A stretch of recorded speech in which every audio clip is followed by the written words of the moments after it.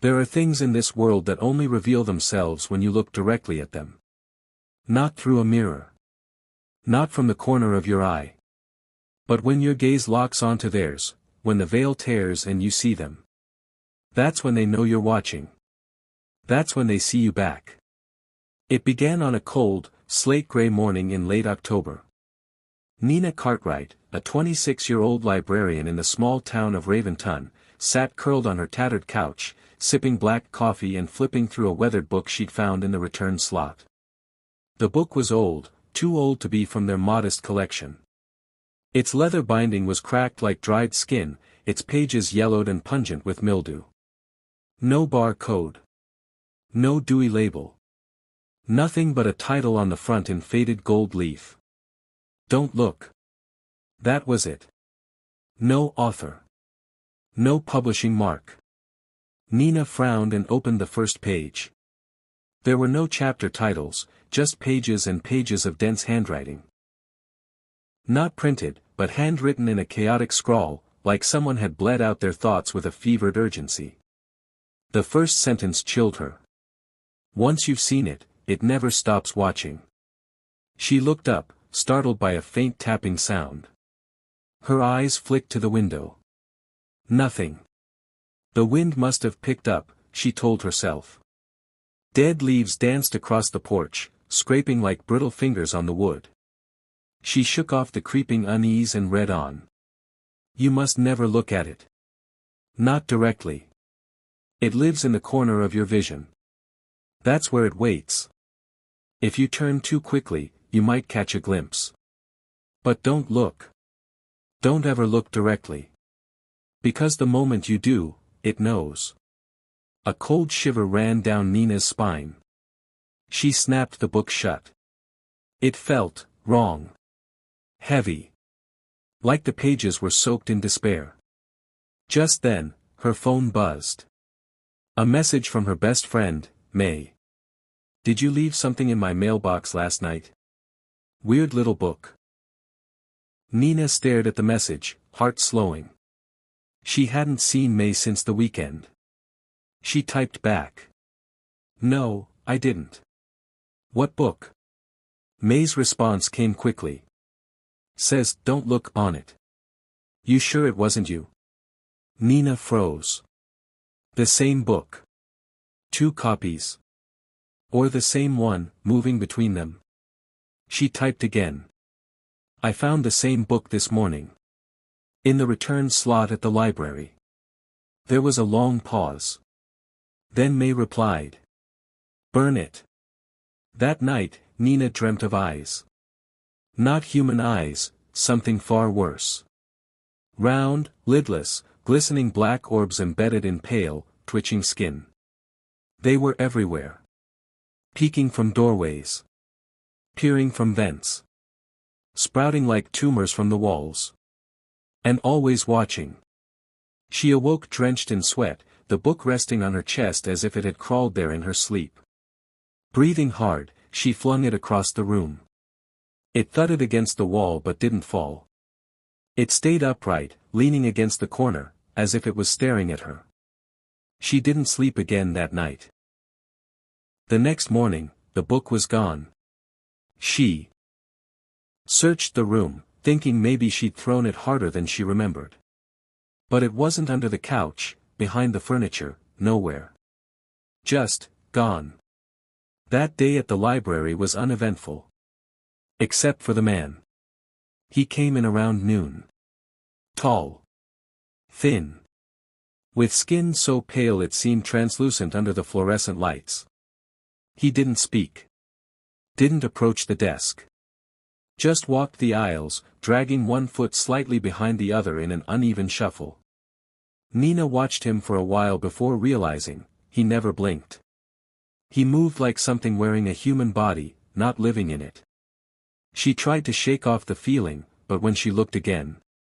He was standing at the end of the aisle, staring at her. Still. Unblinking. Nina felt her breath catch in her throat. Something ancient stirred in her gut, something primal. Fear. Not the fear of danger, but the fear of wrongness. Of things that should not exist in the same space as humans. She blinked. And he was gone. Just vanished, leaving a faint smell behind. Mold. Damp wood. And something metallic. That evening, she stopped by May's place. Her car was still in the driveway. The lights were off. Door unlocked. Nina hesitated but stepped inside. The house was too quiet. No TV. No sound of music. No candles, which May always had burning. Just silence, and that same wet, moldy smell. May. Nina called softly, walking past the threshold. You hear? The living room was untouched. A mug sat on the table, tea long gone cold. A half-folded blanket on the couch. Everything in place, except for the feeling. Like something had passed through. She climbed the stairs. Each step creaked, echoing unnaturally through the stillness. May, it's me. Are you okay? The bedroom door was open just a crack. She pushed it slowly. The room was dark. And on the bed sat the book. Don't look. She gasped, stepping back, but froze. A shape shifted in the corner of the room. Just a flicker. Something hunched, with twitching limbs and glinting black eyes. Nina's heart hammered in her chest. Her body screamed at her to run. To flee. But she couldn't look away. Not even as she remembered the warning. Don't look. The figure didn't move. Just trembled. Waiting. May was gone. Not dead. Not missing. Not taken. Just, erased. Her presence was absent from the house in a way that felt unnatural. No photos. No clothes. Her phone, left on the nightstand, was wiped clean. It was as though May had never existed. And in her place, the book sat quietly, pages slightly open, beckoning. That night, Nina took the book to the backyard and poured lighter fluid over it. She hesitated only for a moment before striking the match. The flame touched the leather binding, and the book screamed. It wasn't a noise, more like a pressure. A force inside her skull that howled. She staggered backward, covering her ears, eyes wide.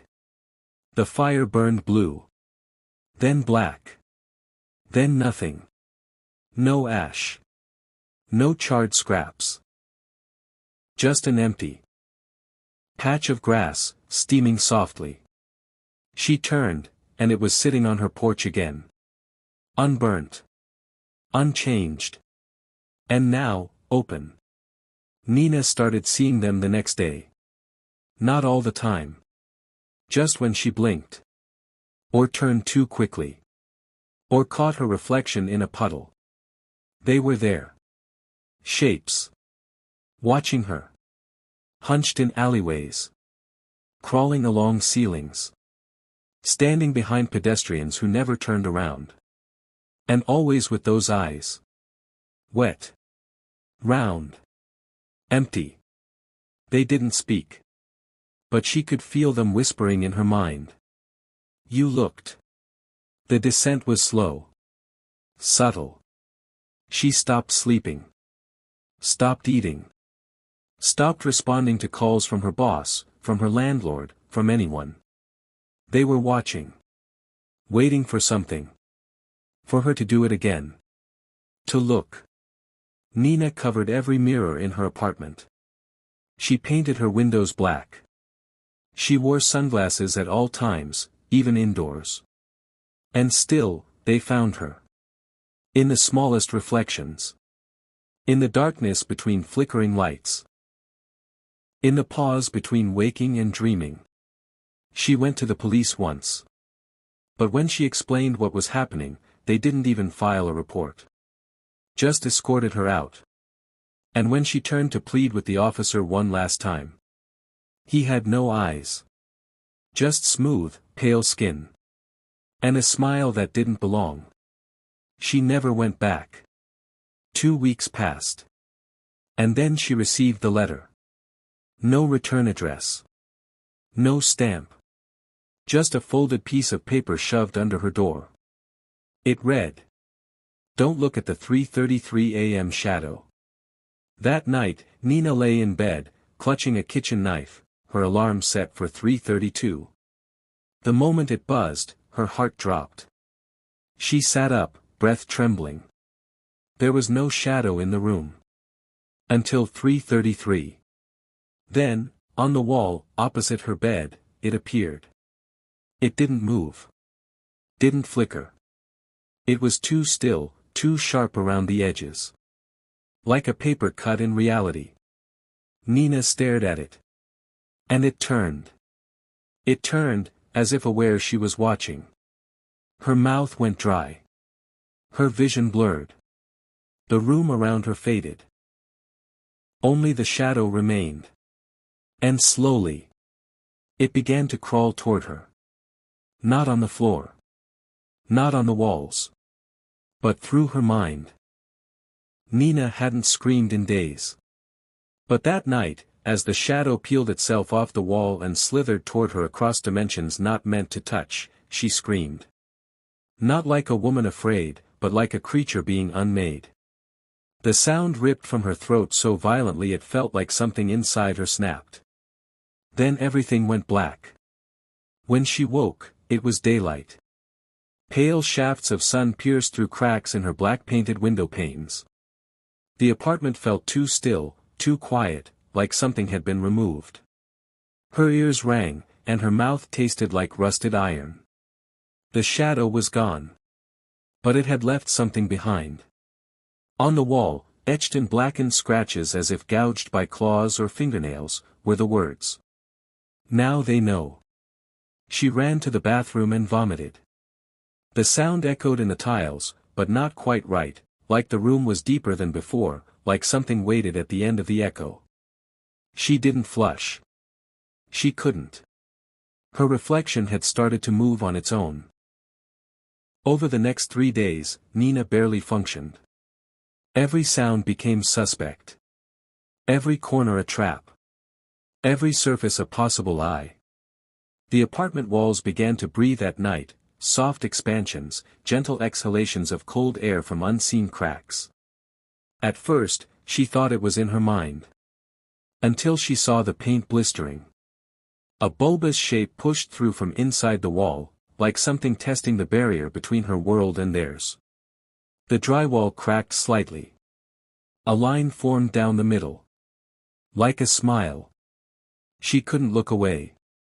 But she remembered the words, "Don't look."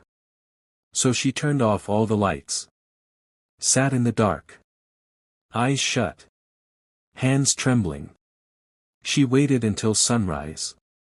On the 4th day, her phone buzzed. She hadn't used it. Couldn't bear to look at the screen. But it buzzed again. May's name. Even though she was gone. Mae, I can see them. Through the walls. Nina's hands went cold. She stared at the message, shaking. Then a second one came. Mae, they're almost through. Desperate, she left the apartment for the first time in a week. Wearing 2 layers of sunglasses, gloves, and a hoodie drawn tight around her face, she walked with her head down, heart pounding like a war drum. The world had changed. People moved differently, slow, disjointed. Like puppets with tangled strings. Children stared at nothing, smiling too wide. Birds flew in slow circles overhead, cawing broken rhythms. She passed a man at a bus stop whose face was turned completely away from his body. As if his head had spun backwards. He was laughing softly. She didn't look. Didn't dare. The library was abandoned. Dust hung in thick sheets of air. The computers blinked silently, screens frozen with strange geometric patterns. As if someone, or something, had hijacked the digital world. On her desk, waiting patiently, sat the book. Don't look. She stepped back, nearly falling. But her name was written across the inside. Cover now, in blood. Nina Cartwright. Underneath it. The eyes behind the walls can see you now. Her knees buckled. She crawled back, hyperventilating. That's when she heard the scratching. Coming from behind the shelves. At first, it was faint, like a rat. Then deeper. Heavier. Scrape, scrape, scrape. Then the whispering started. Dozens of voices. Chanting in overlapping tones. Words she couldn't comprehend, but felt ancient. Dark syllables that cracked open memories she never had. She stumbled into the back room and slammed the door shut. Locked it. Silence. Her heart thundered. Sweat poured from her body. She turned on the light. And saw them. Eyes. Dozens. Hundreds. Embedded in the walls like tumors, blinking in slow, wet synchrony. Each one staring. Each one aware. She screamed again and swung wildly with a bookend. Flesh tore. The wall bled. The eyes laughed. Not in sound, but in feeling. And then. They spoke. Not aloud. Inside. You saw us. Now we are part of you. She fled the library. Ran without thinking. The sky was wrong. Colors she couldn't name swirled between the clouds. The sun pulsed like a heartbeat, and her shadow lagged behind her by several seconds, like it had forgotten how to mimic. She stopped at a red light out of instinct. The cars were still. No drivers. Every vehicle was running. Radios played. Wipers moved. But the seats were empty. As if the world had simply been abandoned, but left running on loop. That night, Nina tried to make sense of it. She opened every book in her apartment. Scoured the internet using burner accounts. Dug through forums, archives, occult texts. And she found whispers of the Watchers. A hidden order of beings. Not demons. Not spirits. Observers. Creatures that live in the spaces between looking. They exist only in the periphery of vision. Thriving in neglect. Feeding on ignorance. But once you see them, once you look, they begin to bleed into reality. Into you. You become a window. A mirror. A beacon. She read a passage from an old band forum. The post had since been deleted, but cached fragments remained. They begin with reflections. Then shadows. Then voices. Eventually, they live inside your walls. They reshape the space around you, drawing you into their domain. They want you to look. They need it. Because once you do, they are no longer bound. Another line, scrawled in broken grammar. One saw me through mirror. Now it lives in the pipes. Don't shower. Don't sleep. Don't open the walls. Don't look at it. The walls in Nina's apartment started pulsing. At night, she could hear them whispering her name. Soft at first. Then louder. Closer. One night, the drywall cracked open and something long and jointless slid out, a pale appendage with too many knuckles and blind, weeping eyes embedded in the flesh. She screamed and grabbed her father's old shotgun. Fired. The wall shrieked and collapsed inward, as if sucking back what had emerged. But the damage was done. Her apartment was now a door. Not for her. But for them. The final straw came when she visited her parents' home. Her mother answered the door with a smile too wide, too forced. Her eyes didn't blink. Her father didn't speak at all. Just sat in his recliner, watching static. And in every photo frame, Nina's face was scratched out. Even baby pictures. Even school portraits. It was like the world had decided she shouldn't be seen anymore. They offered her tea. She declined and ran. She didn't return home. Instead, she found refuge in an abandoned motel off Route 77, surrounded by forest and fog. Room 12. She locked the door. Stuffed towels under the cracks. Taped every vent shut. Covered the mirrors. Turned off all lights. And sat in silence. She would stay there. Forever if needed. But the shadows still moved. The wallpaper pulsed like muscle. And behind the bed, the wall was beginning to split. A crack ran from floor to ceiling. Dark liquid leaked from it, slow and steady. And if she pressed her ear against it, she could hear breathing. And footsteps. And the soft, awful voice. "We're almost there." On the 7th night, the power died.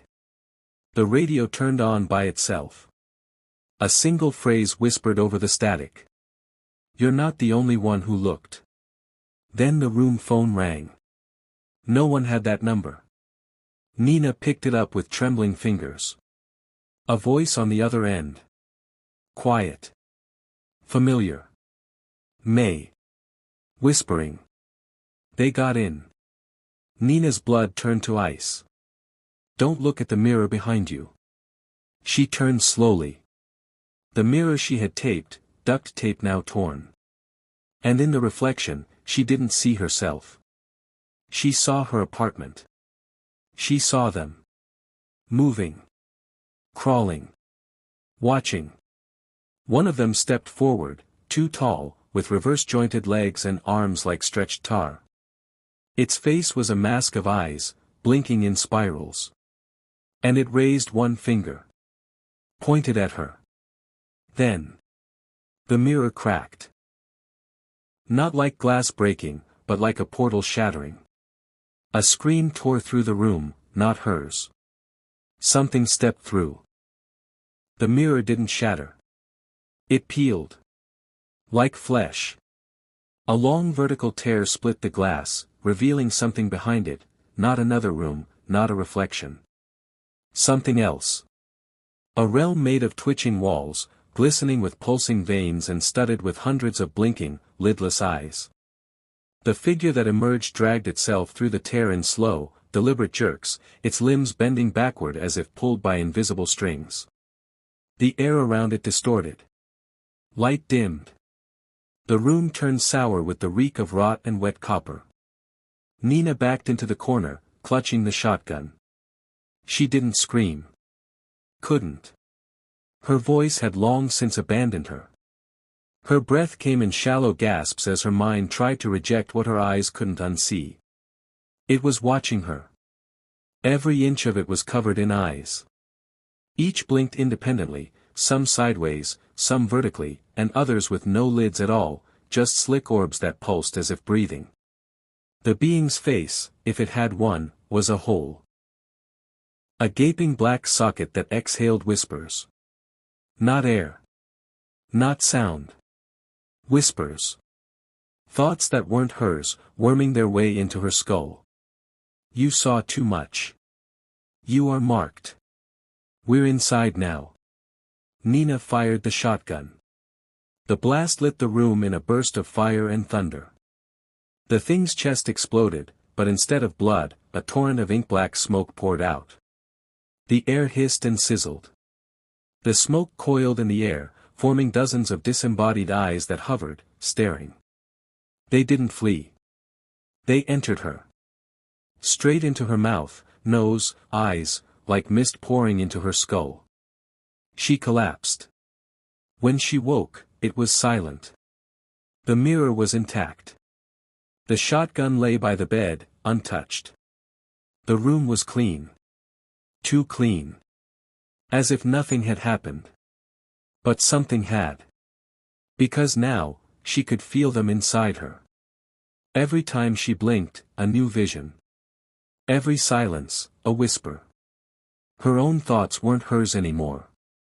And worst of all, she started seeing herself from other angles. Not as memories. Not hallucinations. Real-time perspectives, from behind her, above her, outside the motel, as if something inside her was leaking her consciousness into the watchers. She was becoming one of their mirrors. That night, she didn't sleep. She couldn't. Because she watched herself sleep, from the ceiling. Saw her own body twitch. Jerk. Eyes flicking beneath the lids as the thing inside her stirred. When she opened her eyes, she was looking down at herself. Her soul, or what was left of it, was detached. A captive in her own body. And something else was wearing her skin. She left the motel at dawn. Driven by instinct. Something pulled her toward the forest outside town, a place locals never went. Old-growth woods, dense and whispering, where the wind never moved quite right. The deeper she walked, the more wrong everything became. The trees pulsed with unseen veins. Bark split to reveal watching eyes. Branches curled like fingers. Birds hung from branches with nooses of shadow. Every direction looked the same. But she knew where to go. The watchers were guiding her. She found the cabin at the heart of the forest. It shouldn't have been there. Dilapidated, sagging, crawling with mold and rot. Yet the front door was pristine, red and polished like it had been painted in blood just yesterday. She stepped inside. Inside was dark. Not dim. Dark. The kind that swallowed her flashlight beam. Where her breath seemed to hang in the air like smoke. The only sound was the constant scratching. Like hundreds of fingernails scraping behind the walls. And then a voice. You brought it with you. She turned. A man sat in the corner. Gaunt. Filthy. Hollow-eyed. A mirror fragment embedded in his forehead. He looked, transparent. Who are you? She whispered. His voice cracked like dead leaves. Someone who looked too long. He told her the truth. The watchers were not demons. Not aliens.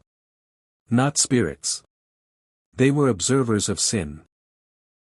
Ancient entities older than the concept of life. Existing in the space between perception. Between sight and blindness. They feed on curiosity.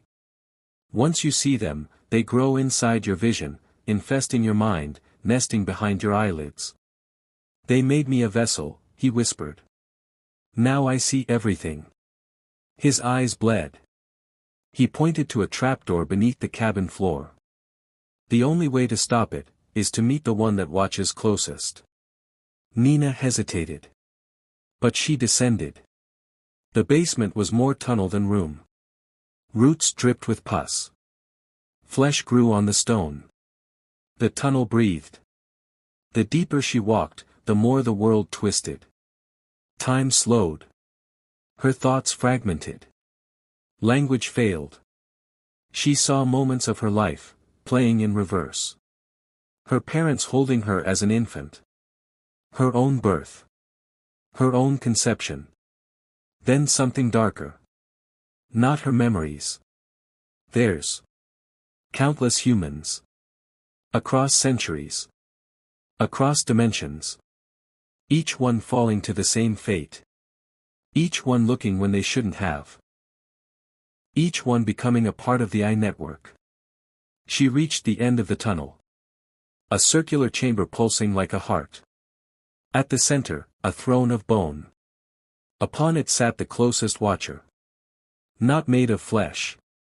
Not truly seen. Its form was stitched from perception itself, a constantly shifting tangle of limbs and eyes and mouths and lightless voids. Looking at it was like trying to solve a puzzle made of pain. It spoke directly into her bones. You are the window now.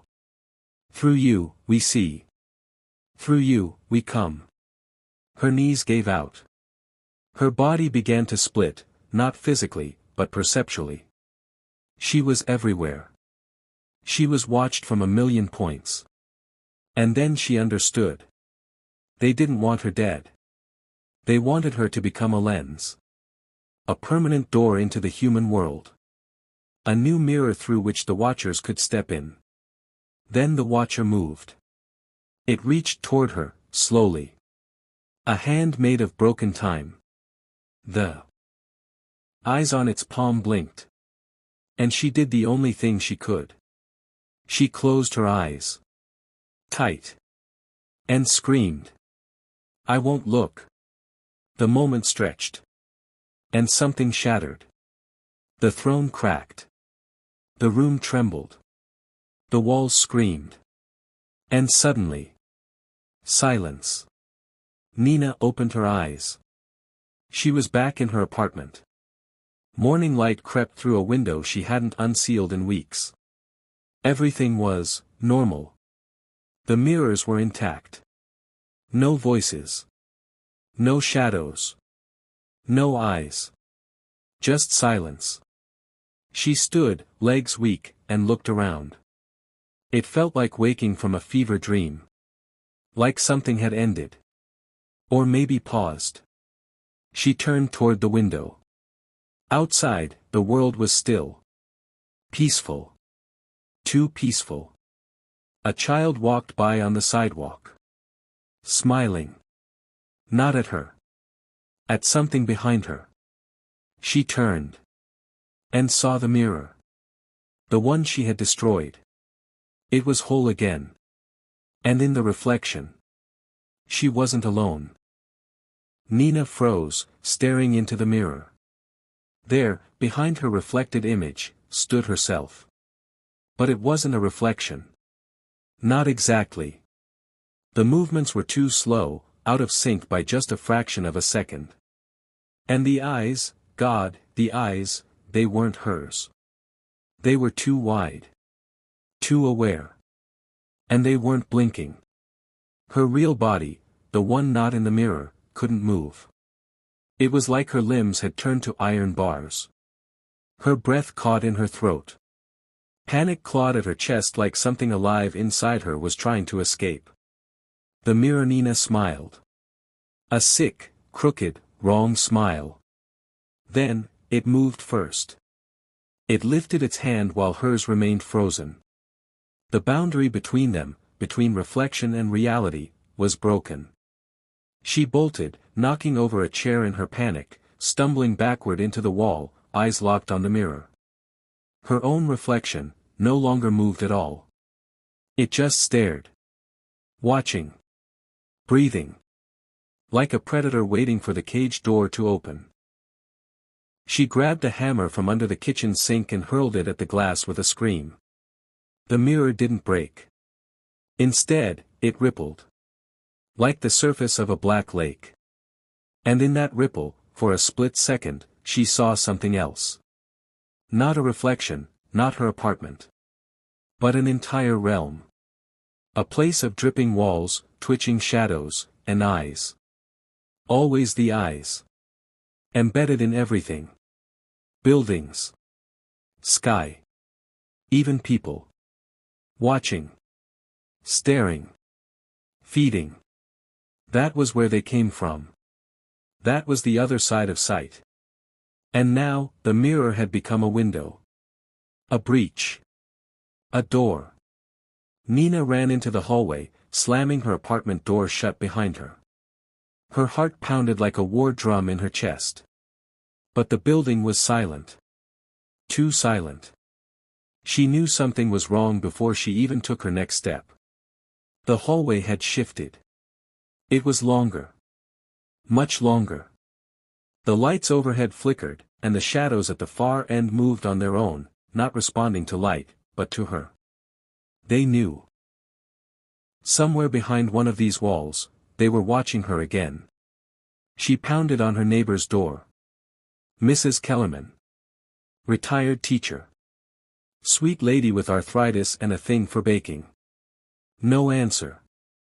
Nina opened the door. The smell hit her first, not death. Worse. Absence. The room was empty. Not just of people, of existence. The furniture was dust silhouettes. The walls faded into gray static. And in the center of the floor was a single, wet imprint of feet, bare and backward facing. She stepped back in horror. And the door shut by itself. She ran down the hallway, slamming into the stairwell door. But instead of stairs, she found a mirror. Wall-sized. Framed in metal that throbbed, like it was breathing. And inside it, the other side. She saw 1,000 versions of herself running endlessly down mirrored hallways. Some were bleeding. Some screaming. Some being dragged by invisible hands.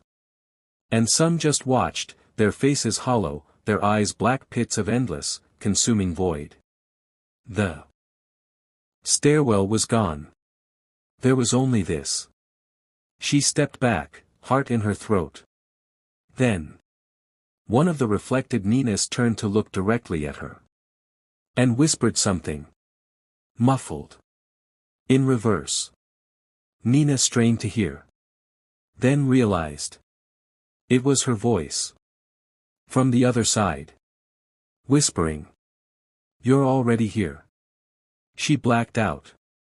When she woke, she was on the floor of the library. Back where it began. Only, it wasn't the library anymore. Books were rotting. Shelves decayed. Fungus bloomed along the floorboards. And on every wall, etched deep with inhuman fingernails, were the same 3 words. Don't look. They pulsed. As if alive. The lights flickered and popped. From the silence, a new sound emerged. Footsteps. Wet.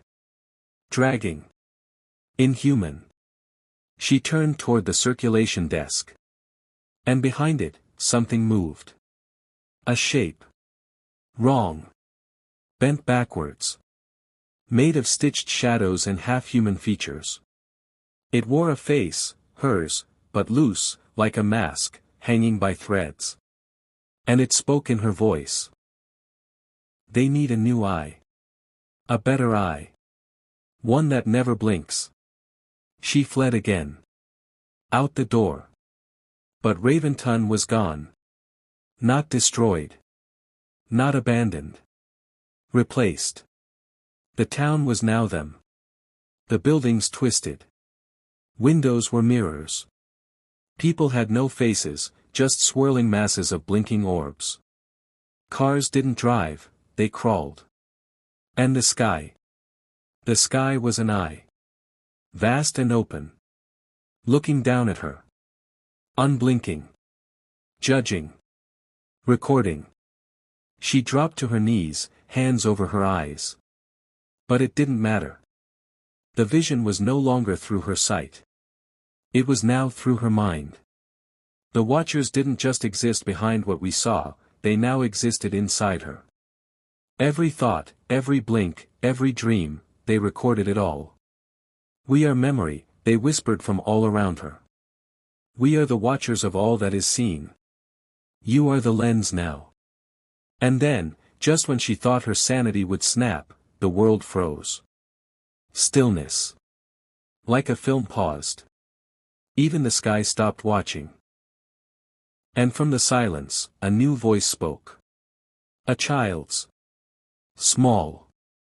Soft. You can still close the door. Nina looked up. In the center of the square, where the fountain used to be, stood a child with eyes sewed shut with threads of light. And in his hand. He held the book. Don't look. The same one. Somehow, changed. Its cover now bled light instead of shadow. He held it out to her. You have one last choice, he said. Look into the eye, or blind it. She approached slowly. The child's face was calm. Peaceful. His stitched shut eyes wept faint trails of golden tears. You can't escape them, he whispered. But you can stop being the door. She took the book with shaking hands. The moment she touched it. It opened itself. Pages turned in a whirlwind of wind and whispers. Words crawled off the pages like insects, forming spirals in the air. Symbols burned behind her eyelids. The final page held one sentence. To end. The gaze, you must give your own. She understood. A trade. To close the door, she would have to blind herself, physically and spiritually. To become invisible to both the Watchers and the world. To be forgotten. Forever. The child placed a dagger in her hand. Carved of obsidian and bone. Ancient. Primordial. She looked into the mirror across the square. The reflection stared back, eyes wide, terrified, trembling. Then, she smiled. I'm done being watched. And with a scream that echoed across dimensions, she plunged the blade into her own eyes. Darkness. Silence. Freedom. When Nina awoke again, she was in a hospital bed. Bandages across her face. A nurse stood nearby. Miss Cartwright? You're lucky to be alive. We found you alone in a collapsed building just outside the woods. You've been unconscious for days. Nina didn't respond. She couldn't see. But she smiled. Because in the darkness, there were no eyes. No watchers. Just peace. But that night, as the nurse left the room, the hallway mirror caught her reflection. And for a split second, Nina was standing there, watching. Smiling. With eyes wide open.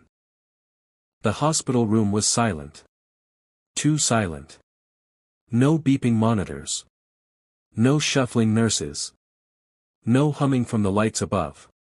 Only the ticking of a wall clock that wasn't even there the day before.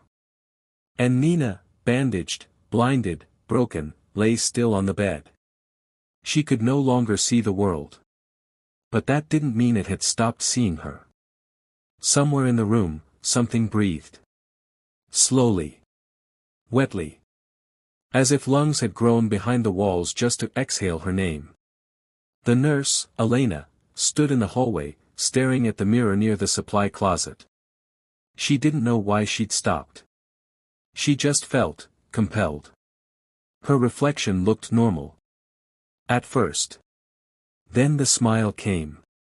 Not hers. The mirrored Elena tilted her head slowly to the left, twitching unnaturally. Her lips curled too wide, her eyes never blinked, and her pupils swam, like black oil slicks across her sclera.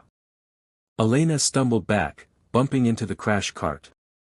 When she looked again, her reflection was normal. But she couldn't shake the cold crawling sensation inside her spine.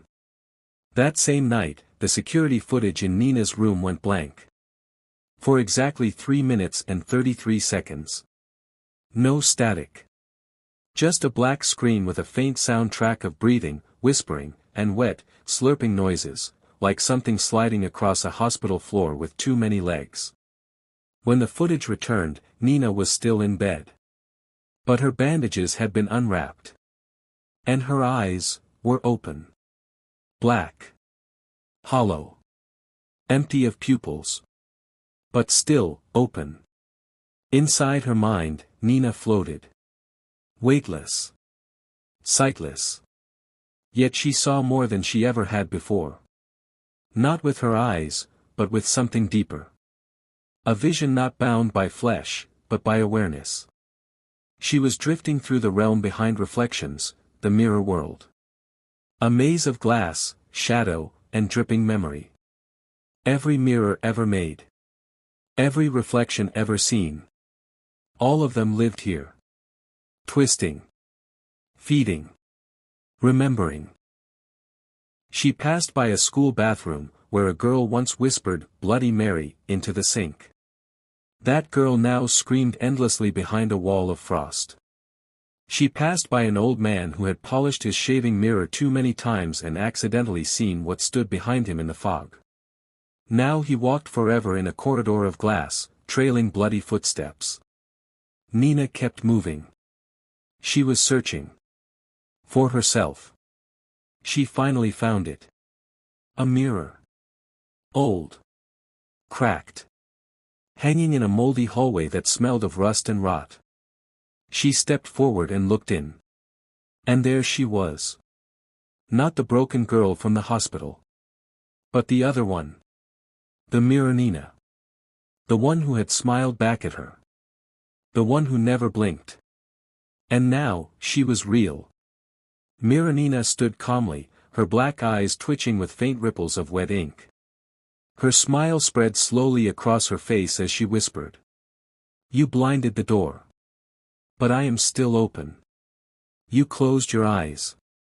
But mine are always watching. She raised her hand. And behind her, others emerged. Dozens. Hundreds. All Nina. All twisted. Some headless. Some with mouths for eyes.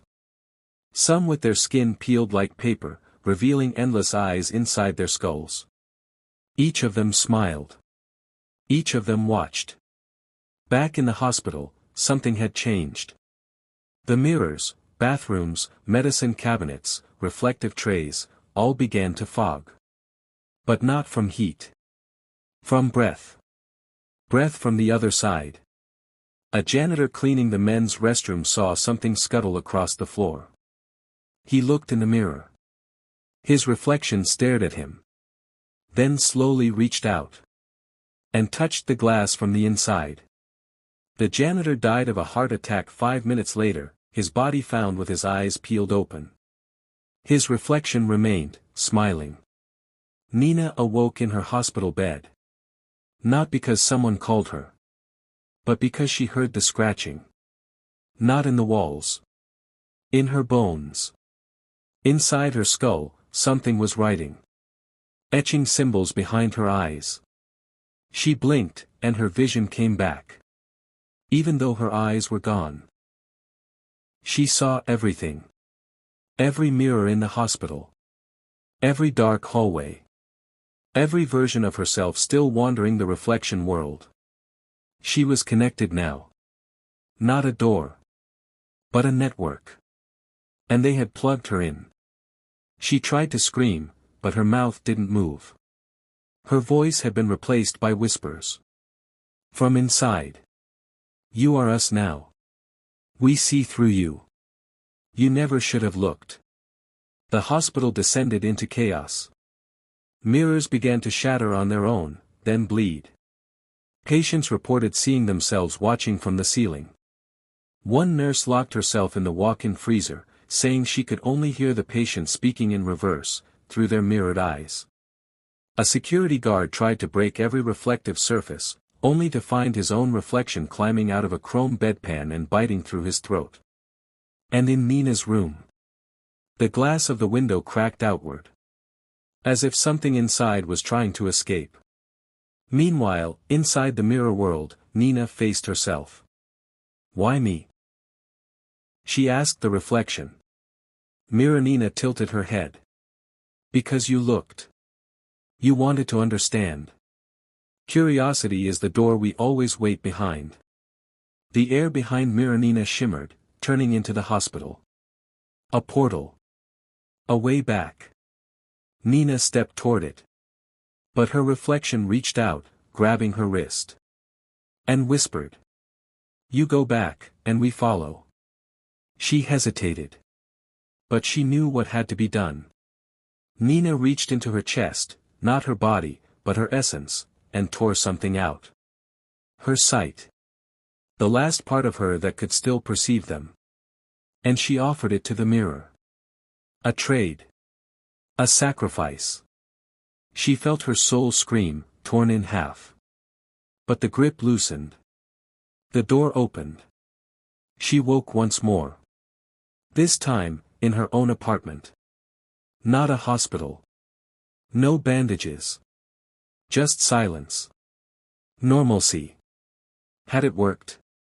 She stumbled to the mirror, afraid, trembling. But when she looked, she saw nothing. No reflection. No room. Just emptiness. Like she had never existed. And in the darkness behind the mirror, the watchers smiled. Because they now had a new door. Every time someone looked into a mirror, they might find her. Nina. Blinking. Watching. Waiting. Somewhere, a child leaned too close to a bathroom mirror, fogged over after a hot shower. He wiped the condensation away. And there she was. Not himself, her. Nina. Staring back. Mouth stitched shut. Eyes hollow and endless. And as he blinked, so did she. Elsewhere, a teenage girl tried the Bloody Mary game at a sleepover. 3 friends. Candlelight. A dare. They chanted. They laughed. They waited. And then, in the silence between words, the mirror spoke back. Not in voice. In vision. Each of their reflections remained still, except for one. Nina's face stared out of the glass where the 4th girl should have been. None of them slept that night. 2 didn't wake up the next morning. The 3rd couldn't stop looking at herself, even when her eyes bled dry. Across the world, people began reporting incidents. My mirror lagged behind me. There was someone else brushing their teeth behind me. I blinked, but my reflection didn't. The phenomenon grew. Some claimed it was mass hysteria. A digital virus. A TikTok hoax. But others, those who had seen her, those who had dared to keep looking, knew the truth. The mirror Nina was no longer trapped. She was spreading. Meanwhile, the real Nina, what was left of her, floated in the empty space behind the glass. Not alive. Not dead. Just watching. Endlessly. In the nothingness, she had no mouth. No heartbeat. No name. But she had vision. A vision that stretched across reflections worldwide. She saw every mirror, every puddle, every glass window touched by darkness. She saw the ones who still looked. And she hungered. There was no longer a body. Only awareness. She had become what the watchers needed. A vessel. An eye. A gate. But deep within that dark, fractured soul, a sliver of the original Nina remained. The girl who screamed. The girl who fought. And now, she watched the world falling under the same curse. One mirror at a time. One blink at a time. And that sliver of her wondered. Can it be stopped? A man named Gareth Vale, a professor of folklore and mirror mythologies, noticed the patterns. He had seen students vanish. Watched footage of reflections that moved on their own. He had lost his wife after she woke screaming one night, saying, "There's someone wearing me in the mirror." She tore her own eyes out that morning. But Gareth knew the truth. Not madness. Not psychosis. It was her. The mirror girl. The woman who was never meant to be seen. He found her name in a forgotten news article from Raventon. Nina Cartwright. Missing. Presumed dead. Last seen wandering into the forest near the old cabin. Gareth tracked every file. Every whisper. And every mirror anomaly led back to her. The first to look too long. Gareth began to notice, he was being watched. Mirrors in his house fogged up on their own. Security camera feeds flickered, especially those facing reflective surfaces. His reflection began to change, delayed movements, static faces, shadows that shouldn't exist. And worse, he dreamed of her. Every night. Nina. Floating in a sea of broken mirrors. Eyes weeping blood. Mouth stitched with spiderweb threads. Whispering things no human language could translate. One night, Gareth shattered every mirror in his home. Yet still, her voice came through. From the dark windows. The spoon. The surface of his tea. From the glint in a stranger's eyes. You can't kill what's been seen. We're in the sight now. He sought out others. Those who'd survived mirror events. People with haunted looks and bandaged faces. Those who flinched at their own shadows. They all had the same message. Don't look. She wants to be seen. But Gareth had a plan. He wasn't trying to escape her. He was going to speak to her. Using arcane rituals pieced together from shattered grimoires and ancient mirror lore, Gareth created a sight circle. A chamber of pure obsidian, designed to trap reflections and isolate the watcher's gaze. He built it beneath his house. In the dark. With no lights. No sound. Only one mirror, hanging from the ceiling by chains soaked in ash and silver. He stood inside the circle. Faced the mirror. And said her name. Nina. The mirror responded immediately. Not with words. But with blood. It wept it. Down the glass. Across the chains. Onto the floor. And in it, she appeared. Her image flickered, imperfect. Like a corrupted video call across dimensions. Her mouth hung open now, stitches torn. Eyes endless voids. She didn't speak. She didn't blink. She looked. Right at him. And Gareth looked back. Their minds collided. He was pulled inside. Back into the mirror world. And there she was, floating among versions of herself, all fractured, all silent. They circled him like wolves. Waiting. He approached the true Nina. The one closest to human. And he said. You were the first. You can be the last. Do you remember who you were? For a moment, just a breath of time, her black eyes flickered. And Gareth saw it. The real her. The girl who screamed. The girl who bled. The girl who resisted. She whispered. I'm tired of looking. He held out a mirror fragment. Polished obsidian. Carved with her name. You can stop. But you have to turn away. She hesitated. Behind her, the others shrieked. Hundreds of Ninas. Twisted. Fanged. Melting. They began to scream, an inhuman chorus of betrayal. But Nina, real Nina, closed her eyes. Tightly. And when she did, the mirror world cracked. Across the world. Mirrors shattered. Some slowly fractured, bleeding darkness. Others exploded in silver dust. And the reflections stopped moving. Stopped watching. For now. Gareth woke up in his obsidian circle. Bleeding. Blind. But alive. And for the first time in months. There was no one in the mirror.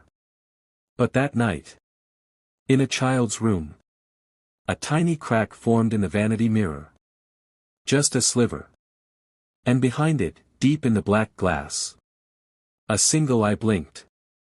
Nina's voice echoed softly, carried on the dust in the air. Not everyone stopped looking. The mirror crack spread.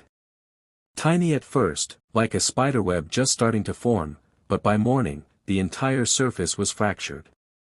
Not shattered, just splintered, as though reality itself had bruised beneath the pressure of something pressing through from the other side. The child who owned it, 6-year-old Ellie, hadn't slept since she saw the eye. Her mother thought it was a dream.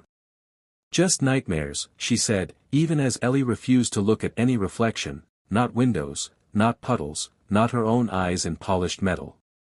But that morning, her mother found her whispering to the mirror. Softly. Lovingly. She's teaching me how to see. Across the world, it started again. Mirrors stopped reflecting. Instead, they waited.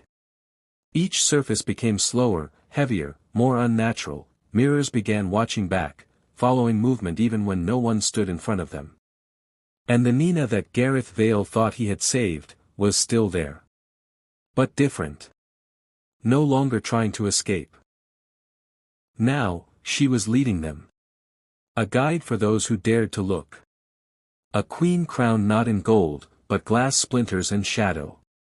Gareth awoke in a hospital. His eyes gone, cauterized by his own doing inside the sight circle. He should have died, but didn't. Instead, he heard them. The Watchers. Soft whispers brushing the inside of his skull like moths fluttering behind his eardrums.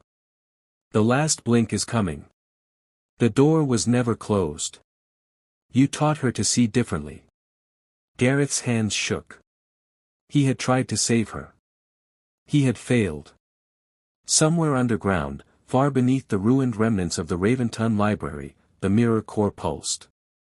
It had grown. Fed on centuries of stairs. It was alive now, an organ of perception beating beneath the earth's crust. And at its center, encased in a throne of fused bone and silver, sat Nina Cartwright. But not the human Nina. Not anymore. Her skin shimmered like polished obsidian, veined with veins of reflective shadow. Eyes lined her arms, neck, chest, eyes that blinked in unison, like a chorus of judgment. She didn't speak. She didn't have to. All around her, reflections warped. And the last phase began. A global blackout swept across cities. Every screen flickered. Phones died. TVs played only mirrored images of the viewer, but wrong, delayed, decayed, and sometimes smiling when you weren't. People vanished in bathrooms. Others emerged from mirrors, not themselves. The Watchers didn't need to sneak anymore. The world had invited them. By looking. By seeking. By watching back. Gareth escaped the hospital. Blind but guided by instinct, or something else. He made his way to a church built with no windows, no mirrors, no glass. The last bastion of darkness. There, others had gathered. Survivors.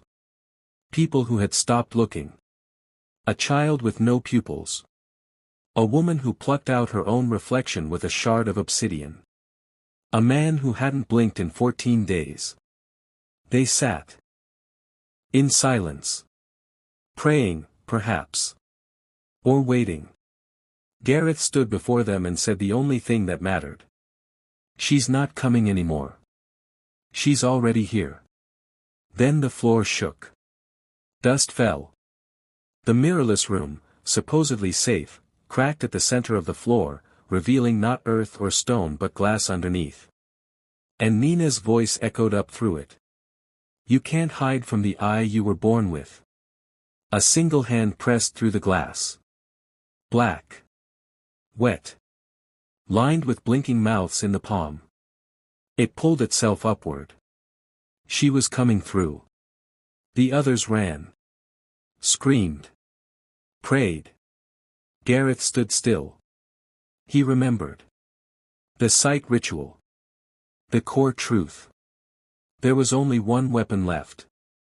Not fire. Not salt. Not silver. But forgetting. True, irreversible, soul-deep forgetting. The kind that erased not only her, but the idea of her. He turned to the blind child beside him. You must blink last. The child nodded. Tears ran down empty sockets. They placed their hands together over the shard Gareth still carried, the obsidian memory knife. The ritual began. Words spoken not aloud but inward. Backwards. Unthought. As Nina rose fully from the mirrored wound, her many eyes locked on Gareth. She didn't scream. She smiled. Wide. Cracked. Beautiful in the most terrible way. You taught me how to see, she said. Now I'll show you what comes after sight. She raised her hand. The ceiling peeled away into a mirrored sky. Gareth's reflection stood above him, already screaming. The other survivors were sucked upward, one by one, into their own warped reflections. And Nina stepped forward. But just as she reached him, the blind child blinked. Once. And everything paused. Time froze. Not in a physical sense. In a cognitive one. The entire mirror world shuddered. Reflections across the planet went dark. Not shattered. Erased. Nina's eyes widened. For the first time since her transformation. She looked afraid. The shard glowed black. Then white. Then black again. The child's voice filled the chamber. We forget you. We forget your name. We forget your image. We forget the urge to look. One by one, Nina's eyes shut. Her smile faded. She tried to speak, but had no mouth. Tried to move, but had no limbs. Tried to remember herself, but her mind was gone. She collapsed in on herself like a burning star. And vanished into the mirrored floor. The room fell silent. Forever. Across the world, mirrors returned to normal. Phones rebooted. Windows reflected only sunlight. No more whispering. No more watching. And in Raven Tun, where it all began, the cracked book in the library finally closed itself. Gareth died 2 days later. Peacefully. No shadows. No reflections. No sight. Just darkness. And rest. The child? They lived. Grew up without mirrors. Taught others to live the same. A world. Less obsessed with appearances. With staring. With seeking beyond what was meant to be seen. But sometimes. In dreams. They still feel someone watching. And once, just once, they heard a soft whisper behind them. One of you, looked. Years passed. The world moved on. The story of the mirror curse, as it came to be known in whispers and late-night forums, became urban legend. A curiosity passed between Reddit threads, documentary clips, and schoolyard dares. No one believed it. Not really. The official reports blamed a psychological phenomenon, a mass hysteria event triggered by social media, sleep deprivation, and group delusion. Mirrors were just mirrors again. Windows reflected skies. People blinked. People forgot. Exactly as they were meant to. But forgetting doesn't mean it never happened. It only means the reminder hasn't come yet. Ellie, the girl who once spoke to the cracked mirror as a child, grew up. She moved far from Raven Tun, changed her name, avoided mirrors, cameras, reflections, anything that could bounce back an image. Her house was filled with cloth-covered frames, matte surfaces, and dim lighting. She wore sunglasses everywhere, even indoors. She told no one why. But sometimes, when she closed her eyes, she still saw her. Not clearly. Just the impression of her. A twitch behind a sheet of glass.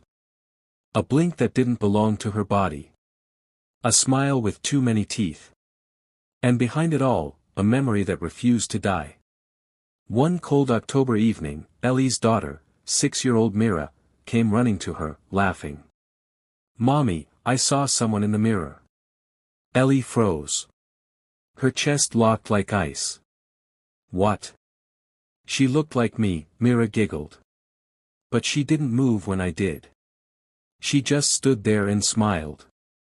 She told me not to tell anyone." Ellie's skin went pale. She rushed into the bathroom. The mirror was still. Unbroken. Normal. She stood in front of it, heart pounding. Her reflection mimicked her perfectly. But, her daughter was right. There was something in the glass. A faint line. A vertical seam. Like old skin waiting to split. She told herself it wasn't real. That the curse had been stopped. That the final blink had worked. But fear is funny. It lingers. Like dust. Like bloodstains you think are gone, until rain brings them back to the surface.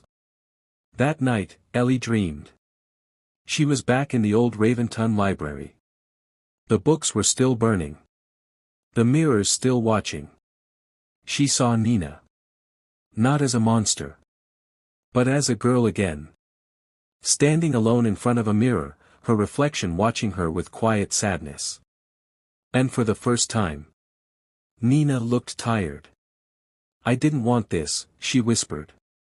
"I just wanted to understand." Ellie reached out.